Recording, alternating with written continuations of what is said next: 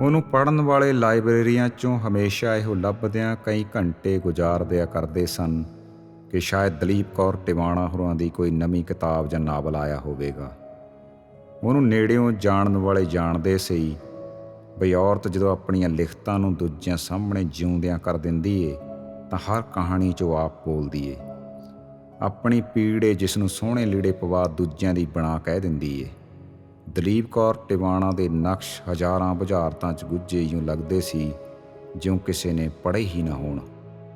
ਉਸ ਦੀਆਂ ਕਹਾਣੀਆਂ ਮਾਵਾਂ ਵੱਲੋਂ ਧੀਆਂ ਨੂੰ ਦੱਸੀਆਂ ਗੱਲਾਂ ਵਰਗੀਆਂ ਹੁੰਦੀਆਂ ਸੀ।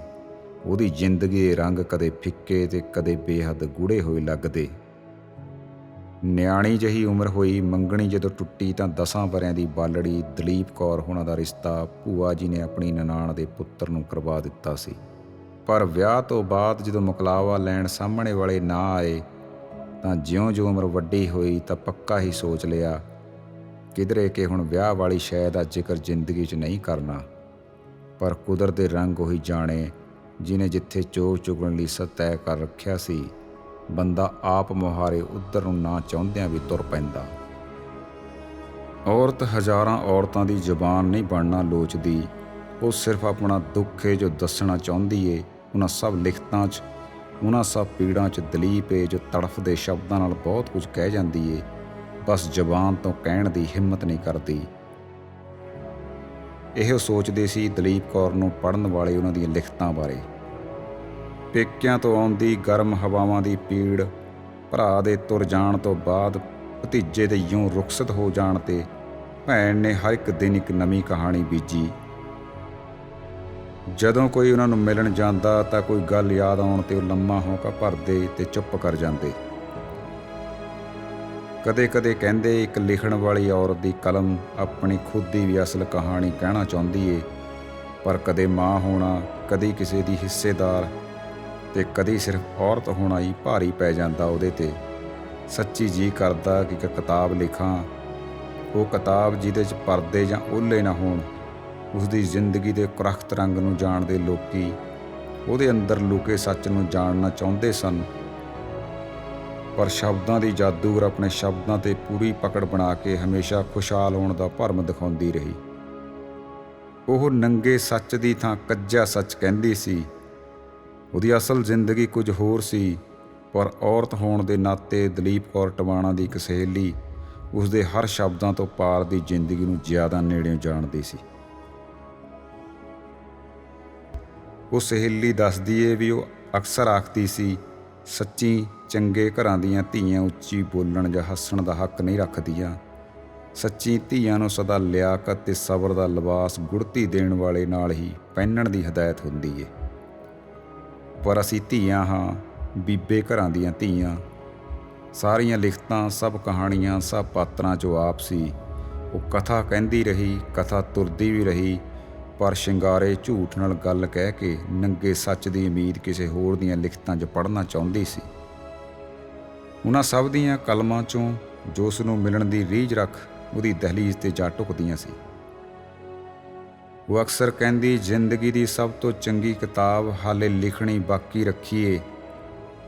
ਪਰ ਮੈਂ ਜਾਣਦੀ ਸਾਂ ਕਿ ਉਹ ਕਿਤਾਬ ਵੀ ਹਜ਼ਾਰਾਂ ਹੱਥਾਂ 'ਚ ਜਾਵੇਗੀ।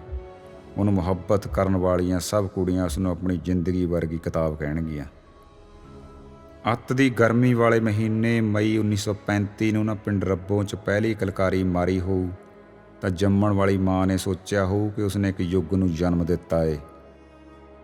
ਮਾਂ ਦੀ ਗੋਦ 'ਚੋਂ ਨਿਕਲ ਬੇਔਲਾਦ ਭੂਆ ਦੀ ਗੋਦ 'ਚ ਪੈ ਕੇ ਉਹਦੀ ਧੀ ਬਣ ਜਾਣਾ ਦੱਸਦਾ ਕਿ ਦਲੀਪ ਕੌਰ ਦੀ ਕਿਸਮਤ ਬਹੁਤ ਕੁਝ ਲਿਖੀ ਬੈਠੀ ਸੀ ਉਸਦੇ ਲਈ। ਇੱਕ ਘਟਨਾ ਦਾ ਜ਼ਿਕਰ ਕਰਦੇ ਨੇ ਇੱਕ ਥਾਂ, ਨਿੱਕੀ ਹੁੰਦੀ ਜਦੋਂ ਪਹਿਲੇ ਦਿਨ ਸਕੂਲ ਗਈ ਤਾਂ ਇੱਕ ਨਿੱਕੀ ਜਿਹੀ ਕੁੜੀ ਦੇ ਭੈਣ ਜੀ ਵੱਲੋਂ ਮਾਰੀ ਚਪੇੜ ਦੀ ਪੀੜ ਮੈਨੂੰ ਮੇਰੀਆਂ ਗੱਲ੍ਹਾਂ 'ਤੇ ਮਹਿਸੂਸ ਹੋਈ। ਉਹਦੇ ਨਾਲੋਂ ਵੱਧ ਹੰਝੂ ਮੇਰੀਆਂ ਅੱਖਾਂ 'ਚੋਂ ਡਿੱਗੇ ਸੀ। ਡਰਦੀ ਨੇ ਬੀਜੀ ਨੂੰ ਕਹਿ ਦਿੱਤਾ ਸੀ, ਮੈਂ ਨਹੀਂ ਸਕੂਲ ਜਾਣਾ ਹੁਣ। ਫਿਰ ਇੱਕ ਹੋਰ ਭੈਣ ਜੀ ਮਿਲੇ, ਉਹਨਾਂ ਧੀ ਵਾਲਾ ਪਿਆਰ ਦੇ ਕੇ ਪੜ੍ਹਾਇਆ। ਉਹਨਾਂ ਦੀ ਉਂਗਲੀ ਫੜ ਤੁਰੀ ਦਲੀਪ ਯੂਨੀਵਰਸਿਟੀ ਦੀ ਟਾਪਰ ਬਣ ਕੇ ਨਿਕਲੀ ਇੱਕ ਦਿਨ। ਕਦੀ ਕਿਸੇ ਨੇ ਸੋਚਿਆ ਹੋਣਾ ਕਿ ਪੰਜਾਬੀ ਦੀ MA ਕਰਨ ਤੋਂ ਬਾਅਦ ਇੱਕ ਦਿਨ ਪੰਜਾਬ ਯੂਨੀਵਰਸਿਟੀ ਇਸ ਲਈ ਸਨਮਾਨ ਝੋਲੀ ਪਾਏਗੀ ਕਿ ਉਹ PhD ਕਰਨ ਵਾਲੀ ਪਹਿਲੀ ਬੀਬੀ ਹੋਣ ਦਾ ਮਾਣ ਰੱਖਦੀ ਏ। ਜਦੋਂ ਸੌਖੀ ਜਿਹੀ ਸਮਝ ਪੰਜਾਬੀ ਦੀ MA 'ਚ ਦਾਖਲਾ ਲਿਆ ਤਾਂ ਪਹਿਲੇ ਇਮਤਿਹਾਨ 'ਚ ਸਭ ਤੋਂ ਘੱਟ ਨੰਬਰ ਆਏ। ਤਾਂ ਪ੍ਰੋਫੈਸਰ ਪ੍ਰੀਤਮ ਸਿੰਘ ਪੁੱਛਣ ਲੱਗੇ, ਬੀਬਾ ਜੀ ਇਹ ਕੁੜੀ ਪਾਸ ਹੋ ਜਾਊ? ਤਾਂ ਹਾਸੇ 'ਚ ਕਹਿੰਦੇ, ਤਾਂ ਫਸਟ ਵੀ ਆ ਸਕਦੀ ਏ। ਸੱਚੀ ਹਾਸੇ 'ਚ ਕਹੀ ਗੱਲ ਨੂੰ ਫੁੱਲ ਚੜ੍ਹਾ ਕੇ ਹੀ ਹਟੀ ਰੱਬੋਂ ਦੀ ਧੀ। ਨਿੱਕੇ ਹੁੰਦਿਆਂ ਗੁਜ਼ਾਰੇ ਠਾਠ ਬਾਠ ਯਾਦ ਕਰਦੇ ਨੇ। ਰੱਬੋ ਵਾਲੇ ਦੀ ਧੀ ਕਦੇ ਟਾਂਗੇ 'ਤੇ ਕਦੇ ਕਾਰ 'ਤੇ ਸਕੂਲ ਜਾਂਦੀ ਸੀ। ਇੱਕ ਇੰਟਰਵਿਊ 'ਚੋਂ ਕਹਿੰਦੀ ਏ ਕਿ ਮੈਨੂੰ ਕੋਈ ਬਹੁਤਾ ਮੋਹ ਨਹੀਂ ਸੀ ਕਲਮ ਨਾਲ, ਪਰ ਪ੍ਰੋਫੈਸਰ ਪ੍ਰੀਤਮ ਸਿੰਘ ਹੋਰਾਂ ਦੇ ਕਹਿਣ 'ਤੇ ਚੁੱਕੀ ਕਲਮ। ਸੂਰਜ ਤੇ ਸਮੁੰਦਰ ਤੋਂ ਤੁਰ ਕੇ ਦੂਸਰੀ ਸੀਤਾ, ਸਰਕੰਡਿਆਂ ਦੇ ਦੇਸ਼, ਧੁੱਪ ਛਾਂ ਤੇ ਰੁੱਖ, ਸਭ ਦੇਸ਼ ਪਰਾਇਆ, ਲੰਮੀ ਉਡਾਰੀ, ਪੀਲੇ ਪੱਤਿਆਂ ਦੀ ਦਾਸਤਾਨ, ਹਸਤਾਖਰ ਰਿਣ ਪੱਤਰਾਂ ਤੋਂ ਹੁੰਦੀ ਹੋਈ, ਜਿਮੀ ਪੁੱਛੇ ਅਸਮਾਨ, ਕਥਾ ਕੁਕਨਸ ਦੀ, ਕਥਾ ਕਹੋ ਉਰਵਸ਼ੀ, ਪਾਉਣਾ ਦੀ ਜਿੰਦ ਮੇਰੀ। ਜੇ ਕਿਧਰੇ ਰੱਬ ਟੱਕਰ ਜੇ ਤੱਕ ਦਾ ਸਫ਼ਰ ਤੈਅ ਕਰਦਿਆਂ ਵੱਡੇ ਵੱਡੇ ਸਨਮਾਨ ਆਪਣੇ ਨਾਲ ਚੁਗਦੀ ਰਹੀ।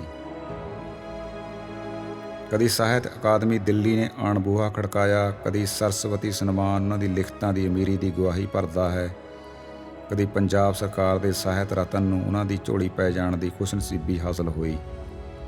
ਤੇ ਭਾਰਤ ਸਰਕਾਰ ਵੱਲੋਂ ਮਿਲੇ ਪਦਮ ਸ਼੍ਰੀ ਸਨਮਾਨ ਵੇਲੇ ਤਾਂ ਕਹਿੰਦੇ, ਮੈਂ ਧੰਨਵਾਦੀ ਚਿੱਠੀ ਪਾਉਣੀ ਵੀ ਭੁੱਲ ਗਈ ਸਾਂ। ਨਿੱਕੇ ਹੁੰਦਿਆਂ ਇੱਕ ਵਾਰ ਪਟਿਆਲੇ ਮਹਿਲ 'ਚ ਗਈ ਬਾਲੜੀ ਦਲੀਪ ਕੌਰ।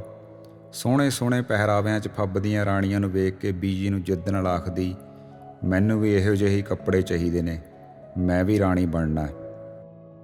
ਕੁਝ ਦਿਨ ਬਾਅਦ ਸ਼ਾਹੀ ਪਰਿਵਾਰ ਦੇ ਦਰਜੀ ਤੋਂ ਹੀ ਬਣਵਾਏ ਕੱਪੜੇ ਪਾ ਕੇ 100 ਵਾਰੀ ਸ਼ੀਸ਼ੇ 'ਚ ਨਿਹਾਰਿਆ ਸੀ ਖੁਦ ਨੂੰ। ਨਿਆਣੀ ਹੁੰਦੀ ਨਿੱਕੇ ਨਿੱਕੇ ਚਾਵਾਂ ਲਈ ਜਿੱਦ ਕਰਦੀ ਦਲੀਪ ਕੌਰ ਹੋਰਾਂ ਨੇ ਇੱਕ ਦਿਨ ਸਰਕਾਰ ਦੇ ਸਭ ਤੋਂ ਵੱਡੇ ਸਨਮਾਨ ਪਦਮ ਸ਼੍ਰੀ ਨੂੰ ਠੋਕਰ ਮਾਰ ਕੇ ਆਪਣੇ ਸਨਮਾਨ ਤੇ ਸਤਿਕਾਰ ਨੂੰ ਲੋਕਾਂ ਦੇ ਦਿਲਾਂ 'ਚ ਇਸ ਸਨਮਾਨ ਤੋਂ ਵੀ ਵੱਡਿਆ ਕਰ ਦਿੱਤਾ। ਉਹ ਕਹਿੰਦੀ, ਮੈਥੋਂ ਬਰਦਾਸ਼ਤ ਨਹੀਂ ਸੀ ਹੋ ਰਿਹਾ, ਕੌਣ ਹੱਕ ਦਿੰਦਾ ਤੁਹਾਨੂੰ ਕਲਮ ਦਾ ਯੂੰ ਕਤਲ ਕਰਨ ਦਾ, ਕਲਮ ਦੀ ਆਵਾਜ਼ ਖਾਮੋਸ਼ ਕਰਨ ਦਾ, ਘੱਟ ਗਿਣਤੀਆਂ ਨੂੰ ਯੂੰ ਆਪਣੇ ਹੰਕਾਰ ਨੂੰ ਪੱਠੇ ਪਾਉਂਦਿਆਂ ਧਰਮੀ ਸਿਆਸਤ 'ਚ ਮਾਰ ਦੇਣ ਦਾ। ਉਸ ਦੇ ਇਹ ਸ਼ਬਦ ਬਹੁਤ ਕੁਝ ਕਹਿੰਦੇ ਸਨ ਤੇ ਉਸ ਤੋਂ ਵੀ ਜ਼ਿਆਦਾ ਵੱਡੀ ਚਪੇੜ ਉਹ ਸਿਆਸਤ ਦੇ ਮੂੰਹ 'ਤੇ ਉਸ ਵੇਲੇ ਮਾਰਦੀ ਏ ਜਦੋਂ ਯੂਨੀਵਰਸਿਟੀ ਦੀ ਵਾਈਸ ਚਾਂਸਲਰ ਬਣਨ ਤੋਂ ਇਨਕਾਰ ਇਹ ਗੱਲ ਕਹਿ ਕੇ ਕਰਦੀ ਏ ਕਿ ਉਸ ਬੰਦੇ ਤੋਂ ਇਹ ਅਹੁਦਾ ਉਸ ਨੂੰ ਹਰਗਿਜ਼ ਨਹੀਂ ਚਾਹੀਦਾ ਜਿਸ ਨੇ ਪਹਿਲਾਂ ਬੰਗਾਲ 'ਚ ਨੌਜਵਾਨੀ ਦਾ ਘਾਣ ਕੀਤਾ ਤੇ ਫਿਰ ਪੰਜਾਬ 'ਚ ਕਿਸੇ ਦੇ ਲਹੂ ਨਾਲ ਰੰਗੇ ਹੱਥਾਂ ਤੋਂ ਇਹ ਅਹੁਦਾ ਲੈ ਕੇ ਮੈਂ ਆਪਣੀ ਜ਼ਮੀਰ ਦਾ ਕਤਲ ਕਰਨ ਵਾਲਿਆਂ 'ਚ ਸ਼ਾਮਲ ਨਹੀਂ ਹੋ ਸਕਦੀ।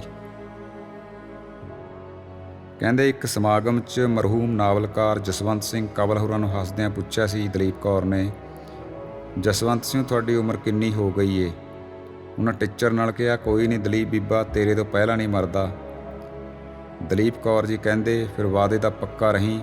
ਜਸਵੰਤ ਸਿੰਘ ਹੋਰਾਂ ਅੱਗੋਂ ਹੱਸਦਿਆਂ, ਪੱਕਾ ਬੀਬਾ ਜੀ ਆਖਿਆ ਸੀ। ਅੰਤ ਸੱਚੀ ਜਸਵੰਤ ਹੋਰਾਂ ਦੇ ਵਾਅਦੇ ਨੂੰ ਜਿਵੇਂ ਪੂਰਾ ਕਰਨ ਲਈ ਉਹਨਾਂ 31 ਜਨਵਰੀ 2020 ਨੂੰ ਰੁਖਸਤੀ ਲੈ ਲਈ ਤੇ ਵਾਅਦਾ ਨਿਭਾਉਣ ਦਾ ਹੁਨਰ ਵੇਖੋ ਜਸਵੰਤ ਸਿੰਘ ਕੰਵਲ ਹੁਰੀ ਵੀ ਅਗਲੇ ਹੀ ਦਿਨ ਅਲਵਿਦਾ ਕਹਿ ਗਏ। ਉਹ ਤੁਰ ਗਈ ਏ, ਦੁੱਖ ਡਾਢਾ ਏ, ਪਰ ਇੱਕ ਨੰਗੇ ਸੱਚ ਵਰਗੀ ਕਿਤਾਬ ਉਸਦੀ ਆਪਣੀ ਜ਼ਿੰਦਗੀ ਤੇ ਜੋ ਉਸ ਨੂੰ ਲਿਖਣੀ ਚਾਹੀਦੀ ਸੀ ਉਹ ਵੀ ਉਸਦੇ ਨਾਲ ਹੀ ਤੁਰ ਗਈ। ਇਹ ਉਸ ਤੋਂ ਵੀ ਵੱਧ ਦੁਖਦਾਈ ਏ।